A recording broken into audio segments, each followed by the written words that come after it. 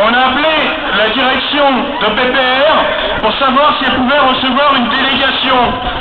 Donc ils sont prêts à recevoir une délégation de 12 personnes maximum, en sachant qu'il y a 3 enseignes et plusieurs organisations syndicales, donc ils veulent, avant qu'on monte là-haut, avoir les noms des membres qui composeront la délégation. Donc c'est pour ça qu'on a demandé aux représentants des enseignes de venir ici à côté de la voiture pour qu'on puisse en discuter un petit peu. S'il vous plaît, un petit peu d'attention, on est en train de composer la délégation. En attendant, pour faire patienter, on va vous donner quelques nouvelles de ce qui se passe un peu ailleurs en France. Parce que, comme le disait tout à l'heure Christian, c'est une journée historique sur le groupe PPR, puisque c'est un appel à la grève unitaire sur l'ensemble des enseignes. Donc il y a un certain nombre de Conforama sur la France, on ne va pas tous les citer, qui sont en grève avec des taux de grévistes importants, allant de 50 à 90%, et également des FNAC, donc en province. Et notamment avec un rassemblement dans le Nord-Pas-de-Calais, à Seclin, devant la direction générale régionale de Conforama, avec les salariés également de la Redoute.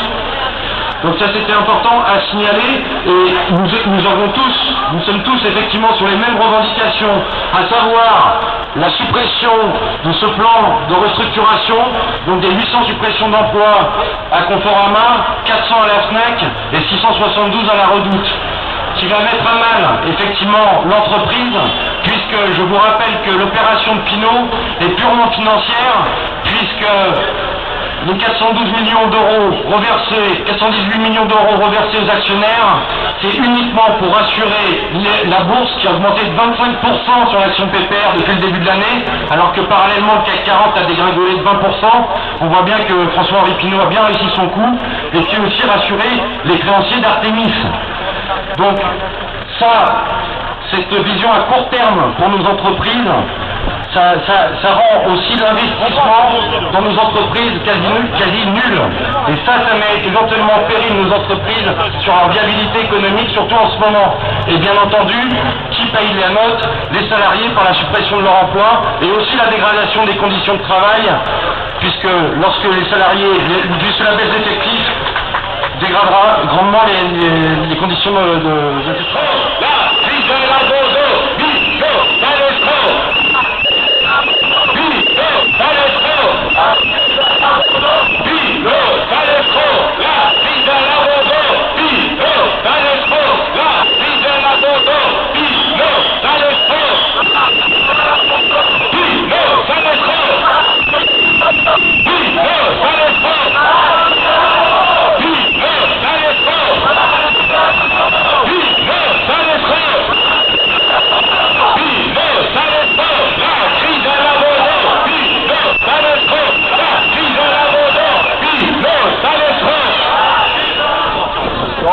C'est M. Brigou qui va nous recevoir.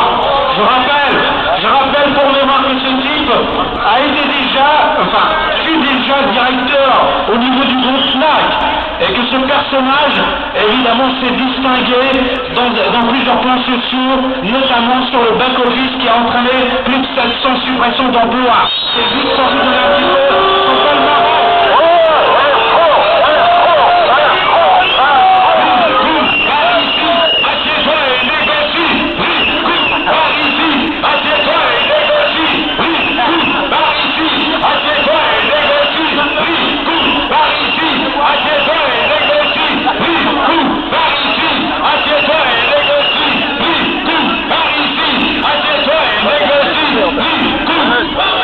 Assieds-toi et négocie.